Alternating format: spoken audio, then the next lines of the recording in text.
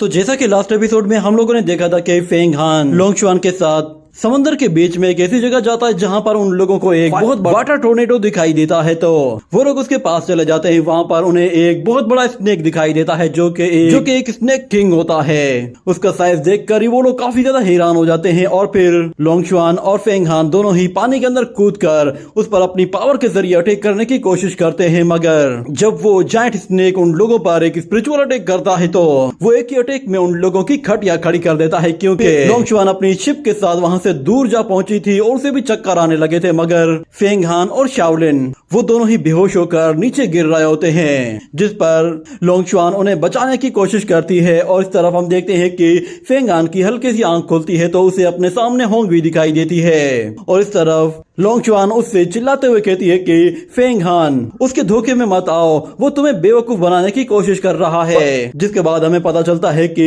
होंगवी असल में रियल होंगवी नहीं होती बल्कि उस स्नेक का एक इल्यूजन होता है। और दूसरी तरफ शुआन लोंग उन लोगों को बचाने के लिए तेजी से अपनी स्पेसशिप के साथ उनके करीब जाती है और अपने ड्रैगन को उसकी तरफ रिलीज करती है ताकि वो उसे किसी तरह बचा सके। वो ड्रैगन जैसे ही फेंग हान और फेंग शाओलिन को बचाने की कोशिश करता है तो इतने में वो जायंट स्नेक अपने मुंह से एक जोर से सुपरसोनिक साउंड्स को रिलीज करता है, जिसकी वजह से वो स्पिरिचुअल ड्रैगन डिस्ट्रॉय हो जाता है और फेंग हान उससे नीचे गिर जाता है। और इस तरह फेंग शाओलिन वो उसी शिप में आकर गिरती है, जिसकी वजह से उसे होश आ जाता है और वो कहती है कि ये सब कुछ क्या हुआ। तो फिर लोंगशुआन कहती है कि तुम घबराओ मत, तुम्हें आराम करना है तो तुम खुद को थोड़ी देर के लिए रिकवर कर लो, हम लोग सीधा उस स्नेक की तरफ जा रहे हैं। ये कहने के बाद वो जायंट स्नेक की तरफ तेजी से जाती है और शिप को उससे जैसे ही टकराती है तो फेंग हान उसकी बॉडी से बाहर आ जाता है। मगर इस मर्तबा भी वो उसे कैच करने में नाकाम हो जाती है, जिस पर वो कहती है कि धत्तेरी की इसे कैसे बचाऊं। और दूसरी तरफ फेंग हान वो अभी भी उस जायंट स्नेक के इल्यूजन में फंसा हुआ होता है। उसे अपने सामने होंग भी दिखाई दे रही होती है जो कि उसे अपने पास बुलाती है। तो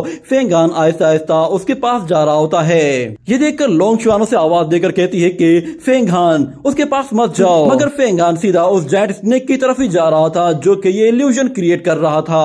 वो जायंट स्नेक उसके करीब आते ही अपना मुंह खोल लेता है। मगर इस तरफ फेंग शाओलिन जैसे ही उसे आवाज देती है तो अचानक फेंग हान होश में आ जाता है और अपने सामने उस जायंट स्नेक को देखकर फौरन से पीछे हट जाता है और कहता है कि लगता है कि मैं इसके इल्यूजन में फंस गया था और मेरी तो जान पे बनाई थी। और इस तरह फेंग शाओलिन कहती है कि मैंने तो मना भी किया था कि इस बीच से पंगा मत लो, मगर तुम लोगों ने मेरी बात नहीं सुनी। अब देखो ये सब कुछ तुम्हारी वजह से हुआ है। मगर फिर फेंग हान उन लोगों से कहता है कि ज्यादा बातें करने का कोई फायदा नहीं, हमें किसी तरह इससे जान छुड़ानी होगी। ये कहने के बाद वो लोग पीछे मुड़कर देखते हैं तो वो जायंट स्नेक उनकी शिप के बिल्कुल ऊपर आ पहुंचा था, जिस पर वो लोग भी बिल्कुल डर गए थे। मगर लोंगशुआन वो अपनी आइस पावर का इस्तेमाल करते हुए उस बीस्ट को किसी तरह वहां से पीछे धकेल देती है और अपनी शिप को वहां से निकालने की कोशिश करती है। और फिर फेंग शाओलिन कहती है कि मुझे लगता है ये जायंट बीस्ट गुस्से में आ चुका है, हमें यहाँ से जल्द निकलना चाहिए। इतना कहने के बाद वो जायंट बीस्ट वहां से फिर से बाहर निकल आता है और अपना मुंह खोलकर उन लोगों को सीधा का सीधा निगलने ही वाला होता है। वो लोग वहां से भागने की कोशिश करते हैं मगर वो जायंट स्नेक वहां पर एक बहुत बड़ा वाटर टोर्नेडो क्रिएट कर देता है, जिसकी वजह से उनकी शिप उस वाटर में फंस जाती है। शुआन लोंग कहती है कि हम लोग बुरी तरह से फंस गए हैं, अगर ऐसे ही चलता रहा तो मुझे लगता है कि बहुत जल्द हम लोग यहाँ पे ही मारे जाएंगे। वो अपना पूरा जोर लगाकर उस शिप को वहां से आगे ले जाने की कोशिश करती है मगर उस शिप में कोई भी मूवमेंट नहीं हो रही थी। ये देखते ही फेंग हान कहता है कि मैं तुम्हारी मदद करता हूँ। ये कहने के बाद वो फौरन से उस शिप के नीचे चला जाता है और अपनी पूरी ताकत लगाकर उस शिप को पुश करने की कोशिश करता है, मगर वो शिप जरा भी नहीं हिल पा रही थी। ये देखकर फेंग हान अपनी पावर को कई गुना बढ़ा देता है मगर उससे भी कोई फायदा नहीं हो रहा था। ये देखते ही लोंगशुआन कहती है कि इविल एनिमल, लगता है तुम हमें ऐसे नहीं जाने दोगे। ये कहते ही वो उस पर अपनी आइस एनर्जी के जरिए हमला करती है और नीचे फेंग हान वो अपनी डिमोनिक सोर्ड के साथ उस जायंट स्नेक पर हमला करने की कोशिश करता है। और इतने में हम लोग फिर वहां पर फेंग शाओलिन को भी देखते हैं, वो भी हमला करने के लिए ऊपर आ जाती है और अपनी डिमोनिक पावर का इस्तेमाल करते हुए उस जायंट स्नेक पर एक जोरदार हमला करती है, जिससे उस जायंट स्नेक स्नेक को काफी तकलीफ होती है, मगर उसके बावजूद भी वो अपना मुंह खोलकर शाओलिन को निगलने ही वाला होता है, मगर वो अपने चारों तरफ एक बैरियर बना लेती है ताकि वो उसके मुंह में ना जा सके। मगर वो जायंट स्नेक उसे बहुत ही जोर से पुश करता है, जिसकी वजह से उसका वो बैरियर टूट जाता है और इतने में फेंग हान भी तेजी से उसकी तरफ आता है और उसे बचाने की कोशिश करता है, जिसके साथ ये सीन यहीं पे ही कट हो जाता है। अगले सीन में हमें दिखाया जाता है फेंग किंगवी को, जो कि शाओशी के साथ साउथ सी में ही एंजॉय कर रही होती है। और फिर वो शाओशी उससे कहता है कि क्या तुम्हें पता है कि ये साउथ सी बहुत ही ज्यादा बड़ा है, यहाँ पर हजारों की तादाद में कल्टीवेटर्स गुम हो चुके हैं जिनका आज तक कोई अता पता नहीं मिल सका, और बहुत सारे कल्टीवेटर्स तो ऐसे हैं जो कि सीनियर वो टियांडू के बराबर के लेवल के थे। मगर फिर फेंग किंग भी उससे कहती है कि शाओशी तुम अब एक इनर डिसाइपल बन चुके हो, इसलिए सोच को जरा बड़ा करो। हमारे लिए तो ये एक बहुत ही अच्छा सा मौका है, हम लोग मिस्टिक रियलम को भी अचीव कर सकते हैं, इसलिए बेहतर यही है कि तुम इस खौफ को खत्म करो और अपने मकसद की तरफ फोकस करो। ये बात सुनकर शाओशी कहता है कि अरे मैं तो बस ऐसे ही बातें कर रहा था, मैं तो बस तुम्हारे एविल गार्ड की बात कर रहा था कि कहीं तुम्हारे वो सीनियर तुमसे वो एविल गार्ड ना छीन लें। ये बात सुनकर फेंग किंग भी कहती है कि ऐसा मुमकिन ही नहीं है, इसे सीनियर हुओ टियांडू ने खुद से रिफाइन किया है, ये एक एंशिएंट गॉड गार्ड है। इस तरह के गार्ड को नॉरिश करने में भी कई साल लग जाते हैं, शायद तुम्हें मालूम नहीं है, मगर डेविल्स के लिए ये एक बहुत बड़ा ट्रेजर है। मगर क्योंकि सीनियर हुओ टियांडू ने अब इसके अंदर से सारी इविल की को रिलीज कर दिया है, अब ये प्योर प्रोटेक्टिव गार्ड बन गया है। अगर तुम सुपरनेचुरल रियलम में होते तब भी तुम इस तरह के गार्ड को जरा भी नुकसान नहीं पहुंचा सकते। अगर तुम भी इस तरह के गार्ड को यूज करना चाहते हो तो इसके लिए तुम्हें अपनी कल्टीवेशन को थोड़ा सा अपग्रेड करना चाहिए। ये बात सुनकर शाओशी कहता है कि हाँ मैं जानता हूँ सीनियर ब्रदर वो वाकई में कमाल है, और यहाँ पे मौजूद जितने भी कल्टीवेटर्स हैं उन लोगों ने शायद सीनियर हुओ टियांडू के बारे में कुछ भी नहीं सुना होगा। मगर फेंग किंग भी उससे कहती है कि मैंने तो ये भी सुना है कि तुम्हारा फादर वो भी एक लूज कल्टीवेटर है। ये बात सुनते ही वो थोड़ा सा सीरियस हो जाता है और कहता है कि साउथ सी में जाने का हमारा मकसद सिर्फ और सिर्फ गुइशू बैटलफील्ड को एक्सपीरियंस करना है। इतने में अचानक से वहाँ पर फिर जी नांटियान और मास्टर की युआन आ जाते हैं, और वो आते साथ ही फेंग किंग भी से कहते हैं कि तुमने कहा है कि इस लड़के का फादर वो एक लूज कल्टीवेटर है, अगर ऐसी ही बात है तो फिर हम लोग इसके भरोसे क्यों जा रहे हैं, हम लोगों को खुद से गुइशू बैटलफील्ड को एक्सपीरियंस करना चाहिए। ये बात सुनते ही वो लड़का गुस्से में आकर कहता है कि तुम्हारा कहने का मतलब क्या है। तो नांटियान कहता है कि बच्चे तुम अपने फादर से बहुत ही लंबे टाइम से दूर रहे हो, इसीलिए शायद तुम्हें मालूम नहीं है कि तुम्हारा फादर वो एक लूज कल्टीवेटर है, तुम उसे बिना वजह में ही इतना बढ़ा चढ़ा कर लोगों को बताते हो। अगर वो लड़का कहता है कि तुम्हारी हिम्मत कैसे हुई ऐसा कहने की, फादर एक सुपरनेचुरल ट्रू की रियलम का वॉरियर है, उसकी पावर्स को देखकर सीनियर ब्रदर हुओ टियांडू खुद से उससे मिलने के लिए गया था।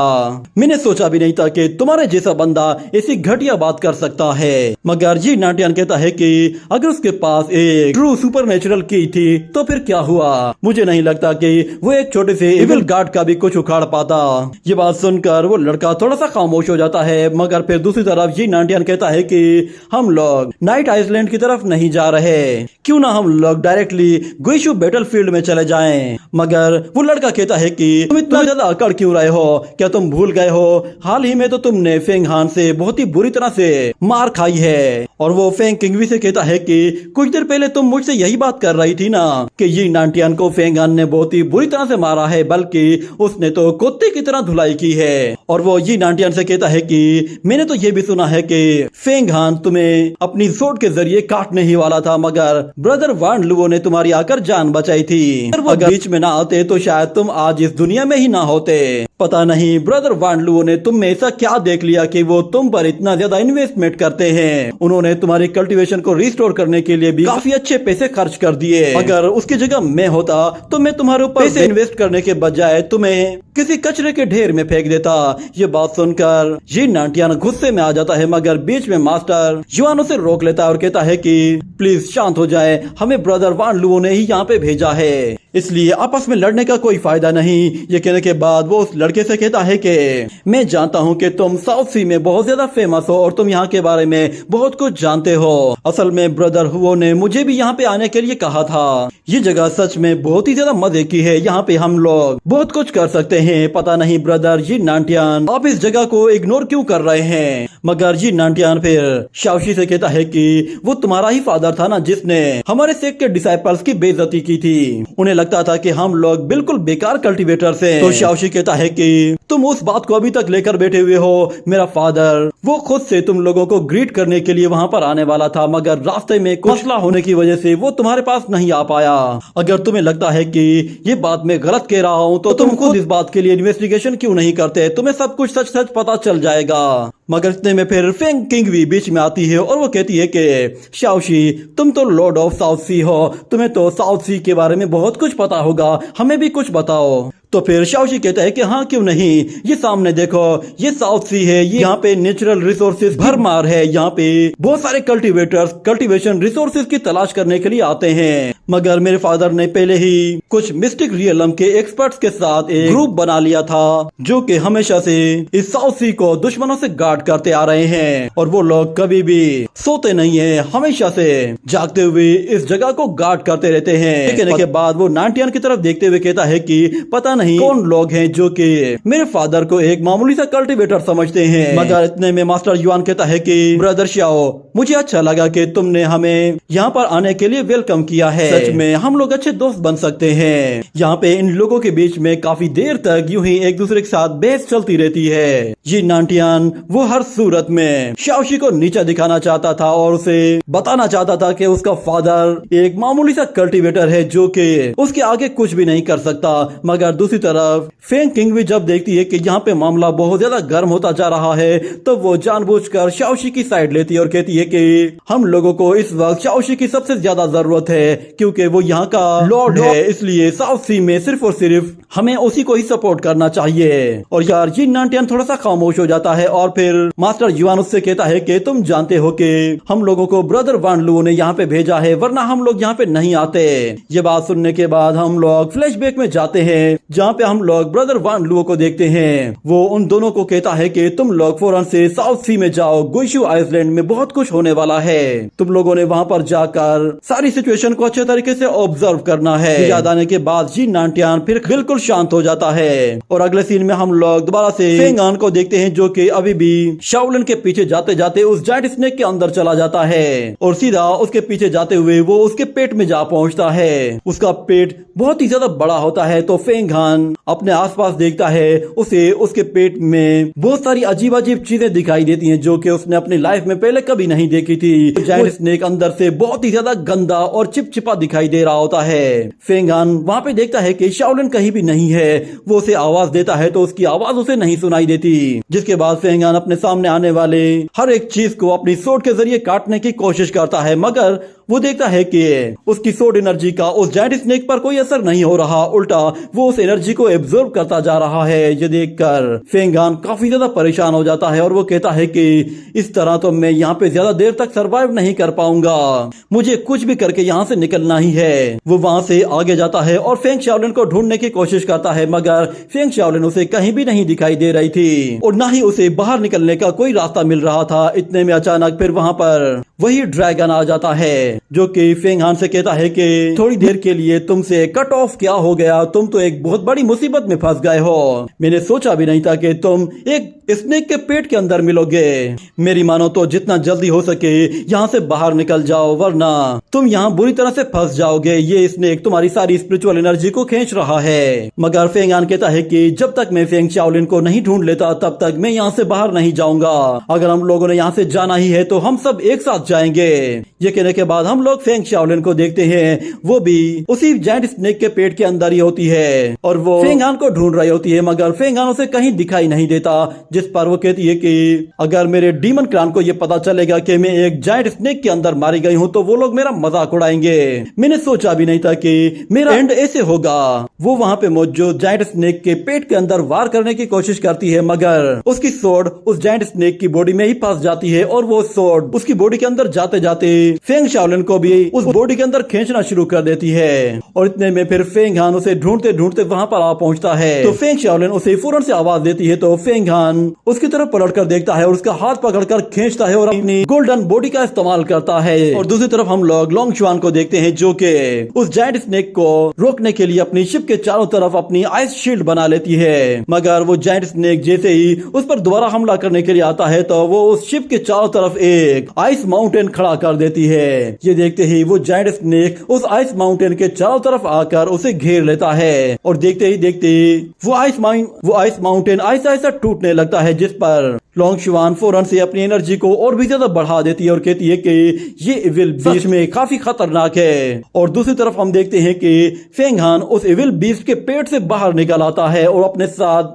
फेंग शाओलिन को भी लेकर आता है। ये देखते ही दूसरी तरफ फिर लोंगशुआन अपनी शिप को बाहर निकालने के लिए उस आइस माउंटेन को डिस्ट्रॉय कर देती है और उसके साथ अपनी शिप को बाहर ले आती है। और फेंग हान शाओलिन को लेकर सीधा उस शिप के अंदर चला जाता है और जाते साथ ही लोंगशुआन से कहता है कि तुमने काफी ज्यादा हार्ड वर्क कर लिया है, लगता है अब हम लोगों को एक साथ मिलकर इस जायंट स्नेक पर एक बड़ा अटैक करना होगा। ये कहने के बाद वो लोग फेंग शाओलिन को उस शिप में ही छोड़कर दोनों ही उस जायंट स्नेक की तरफ आगे बढ़ते हैं। और फेंग हान आते साथ ही अपने डीमन वुल्फ फॉर्म में आ जाता है और जाते साथ ही अपनी पूरी पावर के साथ उस स्नेक पे हमला करना शुरू कर देता है। मगर वो जायंट स्नेक बहुत ही ज्यादा ताकतवर था और उसे हल्के फुल्के अटैक से कोई असर हो ही नहीं रहा था। तो फेंग हान अपनी ग्रीन नीडल का इस्तेमाल करता है जिससे वो जायंट स्नेक को थोड़ा सा इंजर्ड कर देता है। मगर वो जायंट स्नेक उसे अपने मुंह में दबोचने की कोशिश करता है तो फेंग हान फिर से ग्रीन नीडल का इस्तेमाल करता है। और वो जैसे ही अपने पीछे देखता है तो लोंगशुआन अपने उसी आइस ड्रैगन के साथ एक बहुत बड़ा अटैक करने वाली होती है। ये देखते ही फेंग हान फौरन से वहां से पीछे हट जाता है और वो ड्रैगन आते साथ ही एक बहुत ही पावरफुल आइस एनर्जी अटैक कर देता है, जिसकी वजह से वो जायंट स्नेक बहुत ही बुरी तरह से इंजर्ड हो जाता है। मगर वो अभी भी हार मानने को तैयार नहीं था। ये देखते ही फिर फेंग हान उसी ग्रीन नीडल की मदद से एक बहुत ही पावरफुल ग्रीन नीडल अटैक करता है, जिससे उस जायंट स्नेक को अलग अलग जगह से बुरी तरह से हर्ट करता है। ये देखकर वो जायंट स्नेक सीधा वापस से पानी के अंदर भाग जाता है। और इसी के साथ ही ये एपिसोड यहीं पे ही एंड हो जाता है।